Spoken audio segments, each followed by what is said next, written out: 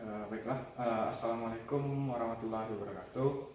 Perkenalkan, nama saya Kifli dengan NIM 22073096 dari sesi 0059. Nah, kali ini saya akan melakukan video observasi mata kuliah fototronik.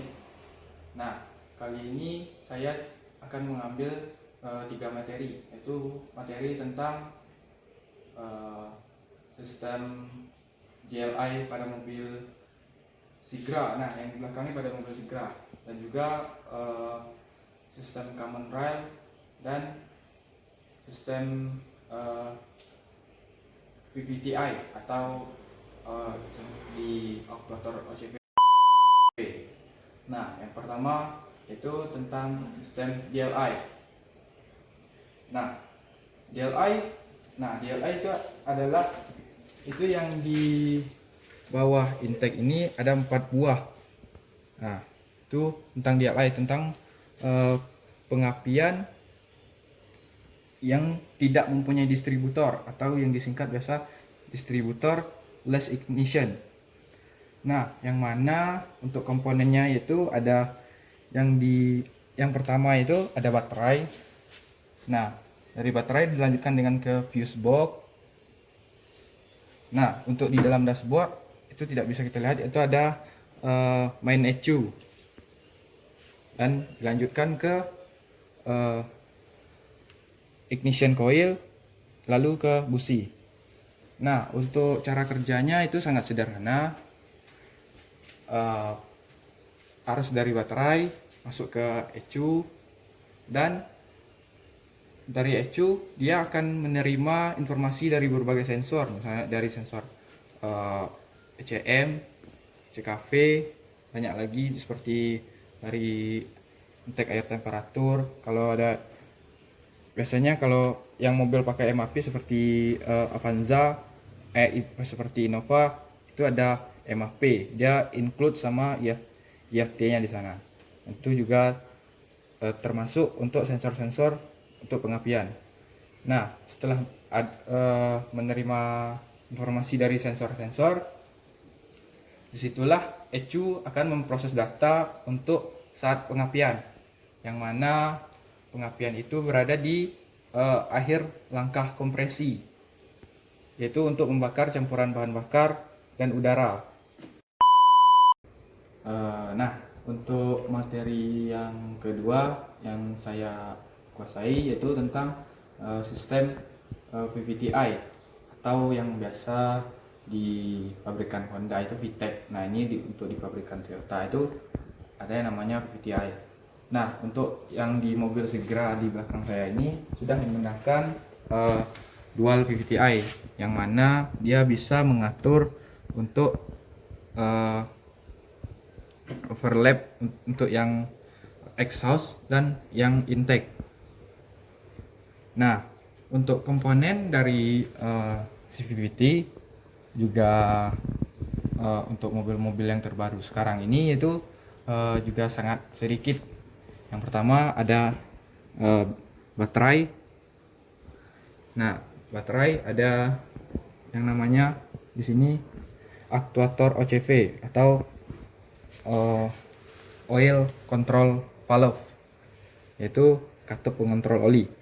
Dan yang di dalam ini ada namanya CVT yang bentuknya bulat, yang menggeser-geser cam supaya bisa maju dan bisa mundur. Nah, untuk cara kerjanya yaitu di sini ada 4 cara kerja. Yang pertama ada di putaran idle. Nah, biasanya di putaran idle tuh overlapnya dikurangi. Nah, kenapa dikurangi? Yaitu untuk supaya kalau saat idle itu katup throttle atau yang di katup throttle atau itu gasnya itu tidak diinjak, jadi katup throttle-nya itu tertutup.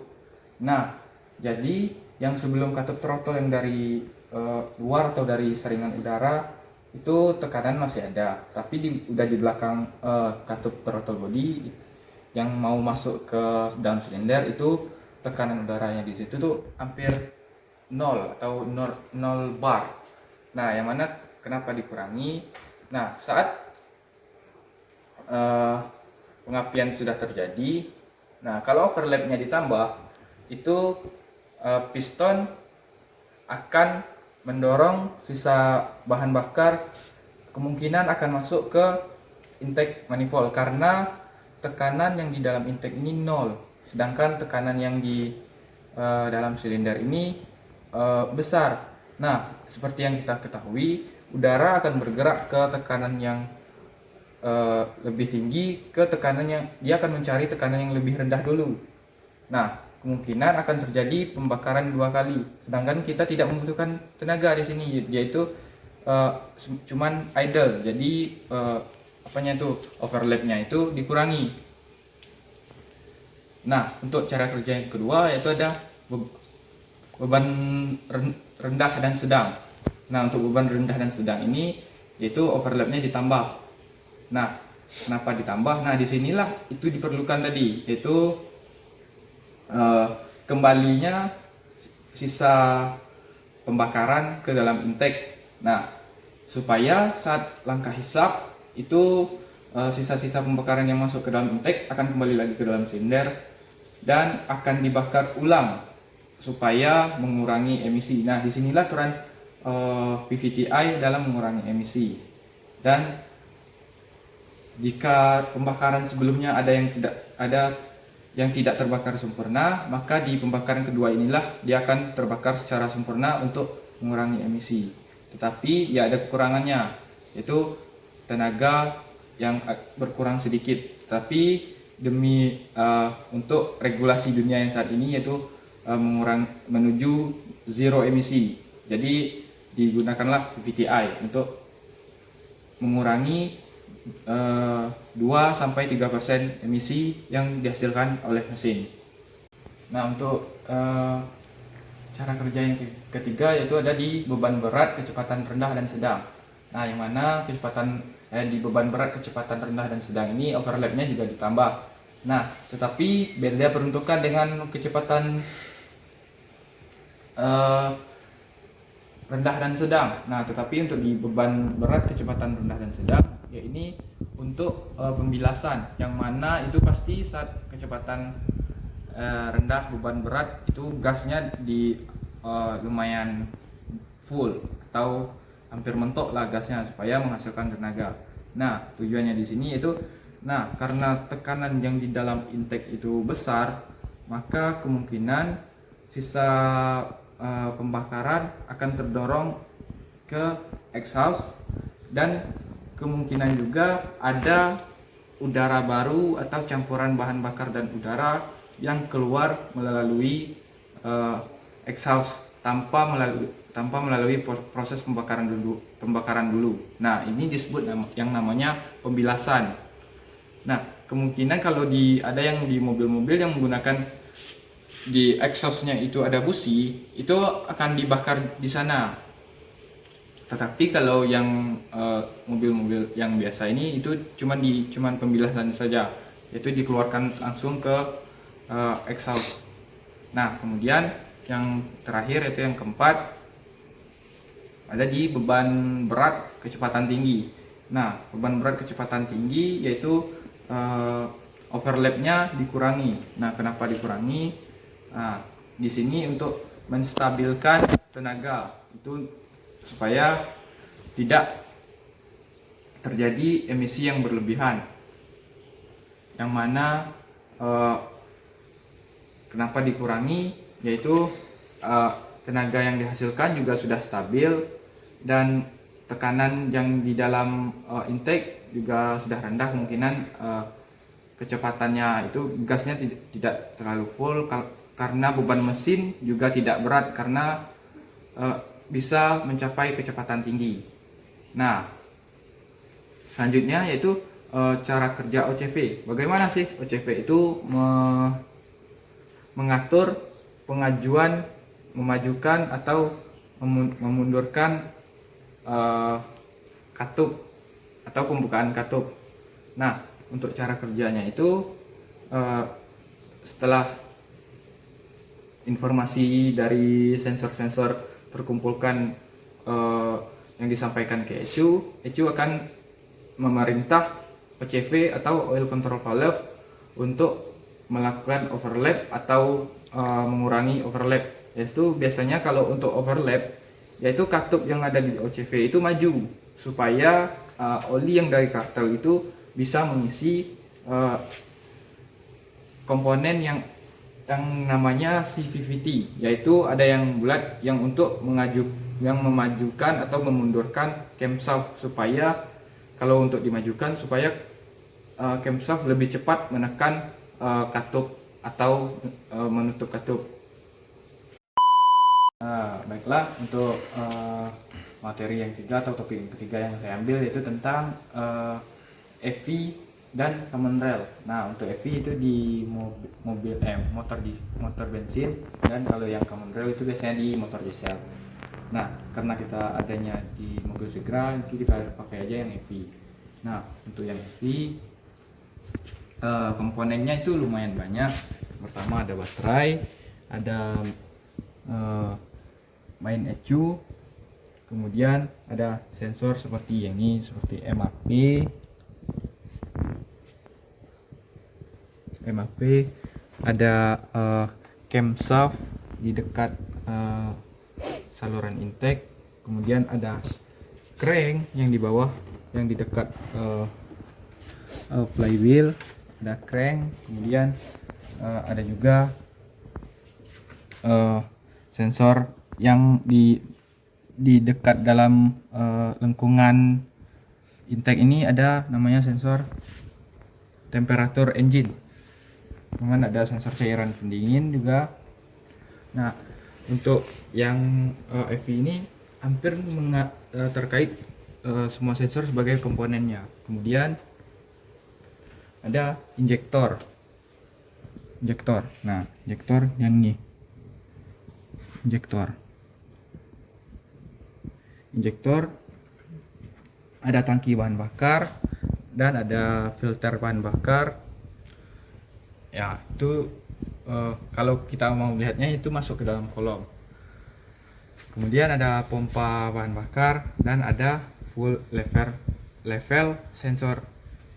Nah, untuk cara kerjanya juga cukup simpel, yang mana sensor akan memberikan informasi kepada ECU, kemudian ECU akan memproses berbagai sinyal yang diberikan dari sensor, kemudian akan memerintahkan injektor saat telah tepat untuk memberikan suplai bahan bakar atau penginjeksian bahan bakar.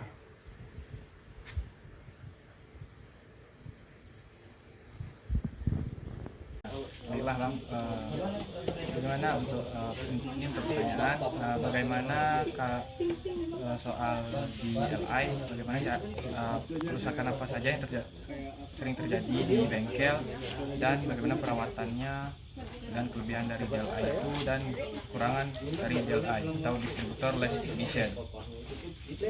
Itu hampir sama dengan konvensional, sistem mesin solar yang konvensional. Jadi sistemnya itu kalau kerusakannya yang bertemui biasanya itu saringan minyaknya yang faktor, dan ketika jadinya mampet pada saluran minyak itu sehingga tidak ada tenaga pada mobil itu palingan biasa kerusakan dari sistem yang itu yang bertemui. Keunggulan kurang dari DLI apa Bang? Keunggulannya itu dia semi common rail. Kenapa semi common rail? Dia tidak memakai penaikan tekanan minyak. dia dari pompa minyak menghisap dari tangki, terus dia akan dipompa oleh pompa minyak itu, tidak memakai common rail. Jadi tekanan yang dihasilkan pada pompa itu tidak sama dengan common rail. Jadi kalau ibaratkannya tenaganya itu dibandingkan common rail, lebih besar common rail daripada KDLI. Itu sih yang mau tahu. Pertanyaan kedua itu tentang VTI atau VTEC di Honda. Nah, pertanyaannya itu, nah sama itu hampir sama, itu apa saja kerusakan yang sering terjadi di bengkel ini dan bagaimana cara perawatannya dan kelebihan dan kekurangan dari sistem VTEC atau VTI. VTEC kerusakannya sama dengan VTI. Kalau VTEC itu nama jenis di produk Honda. Kalau di Toyota itu ada namanya VTI.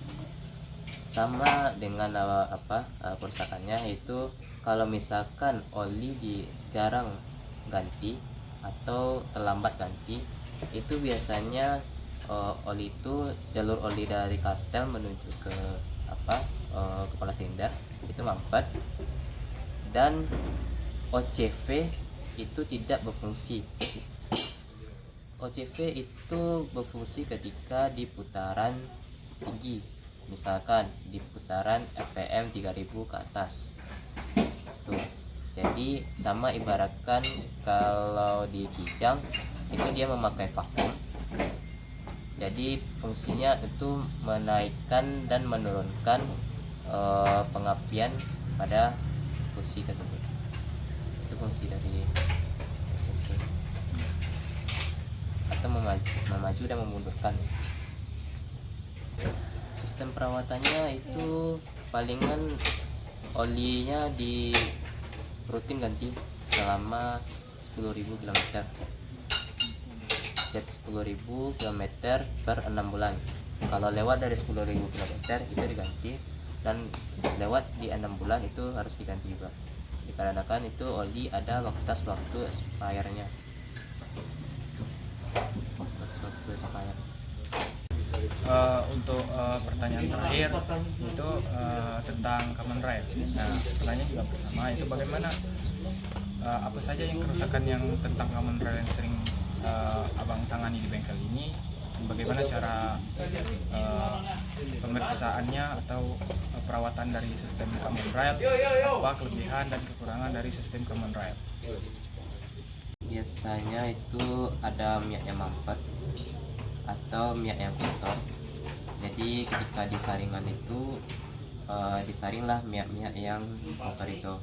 Terus common rail itu sebagai alat penyalur atau menambah tekanan dari pompa minyak.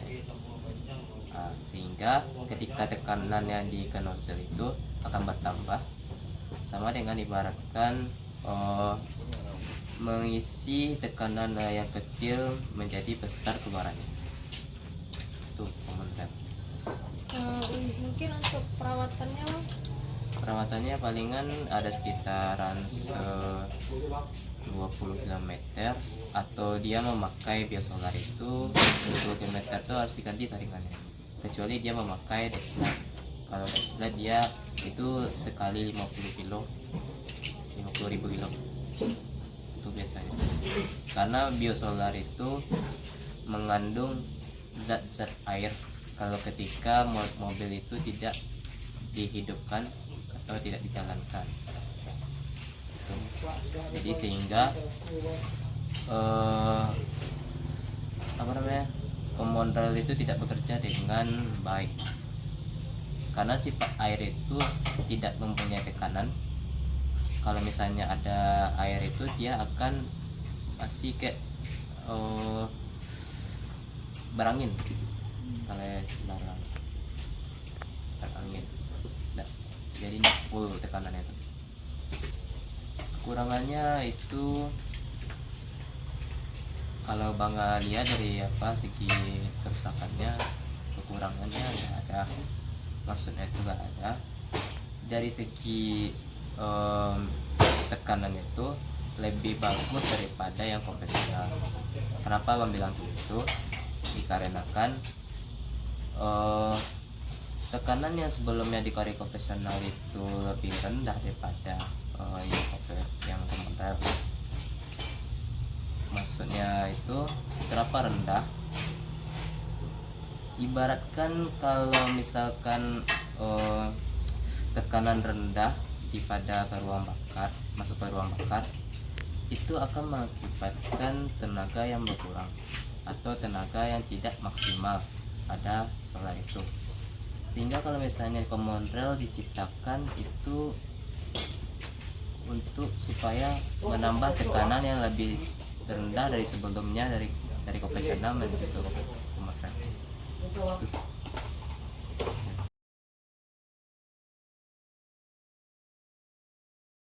Assalamualaikum warahmatullahi wabarakatuh. Perkenalkan, nama saya Kiki dengan NIM 22073096. Saya dari sesi 0059. Nah, kali ini saya akan melakukan untuk observasi untuk memenuhi syarat atau tugas mata kuliah dari ototronik. Itu tugas praktikum atau praktek ke lapangan langsung.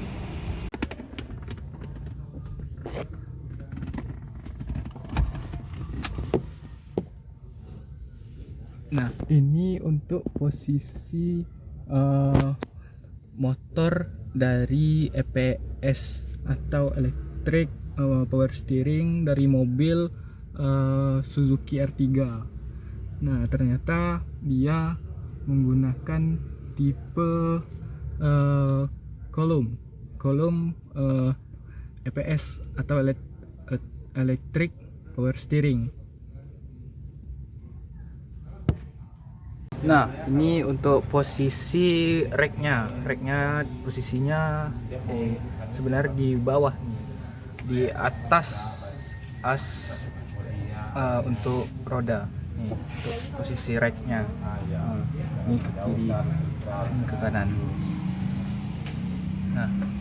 Nah Pak, ini untuk mobil ini kenapa mesinnya nggak ada Pak? Lagi sedang pengerjaan apa? Kebetulan mobil ini terjadi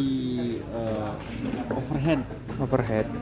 Jadi semua di mesin itu harus dibongkar dan dicuci kembali. Kemungkinan yang pas saat pencucian ada komponen yang rusak nggak Pak? Atau komponen yang nggak bisa dipakai? Untuk komponen biasanya kalau sudah bongkar itu deksel pasti ada kayak sil-sil atau karet-karet yang sudah ketahanannya sudah tidak akurat lagi. Artinya karet itu bisa jadi sudah mengembang atau mengeras. Atau mungkin bisa jadi untuk standar bengkel di sini yaitu kalau pembongkaran mesin sil-sil harus ditukar kembali. Iya benar. Karena untuk menjaga Pemakaian jangka panjang itu Pak? Iya. Untuk deksel karena mesinnya overhead, untuk deksel sudah diukur kemarin kebalingannya itu masih di bawah 0,5, berarti masih bisa dipakai atau dekselnya hanya dipapas saja. Nah, ini juga untuk rodanya juga dibongkar. Untuk rodanya mungkin ada kerusakan Pak? Untuk roda itu jadi di sini memang power steeringnya juga kena. Jadi yang di rack end di yang sebelah kanan itu sudah oblak. Itu kan nampak boot sentuh bolong. Ya. Nah, itu yang mau diganti. Jadi sekarang bongkar mesin, sekalian juga bongkar cek kaki-kaki. Cek. Ya. Nah, Pak, biasanya kalau untuk biaya untuk sekali bongkar mesin tuh untuk di bengkel ini perkiraan berapa? Kemarin estimasi untuk biaya yang harus dibayarkan ini itu sudah termasuk packing, seal klep, cuci bilas mesin, kemudian ngepapas deksel, itu kira-kira di harga 3.600.000-an. Oh, 3.600.000-an. Berarti ini juga untuk EPS-nya juga kena ya Pak ya? Ya, Di kontrol di rack sebelah kanan. bagian rack sebelah kanan ya. Sebenarnya tipe kolom ini sangat menguntungkan karena motornya itu terletak di dalam. Jadi jika terjadi atau kalian bawa mobil terus menginjak jalanan yang berair atau berlobang kan, ada air tergenang, sangat kecil sekali motor listrik ini bisa rusak karena kerugian motor listrik itu salah satunya ya rawan terhadap yang namanya air tadi. Jika sudah terkena air, maka motor listrik itu ya rusak karena kan komponen motor listrik itu kan komponen-komponen yang rentan terhadap Air gitu Pak. air itu ya.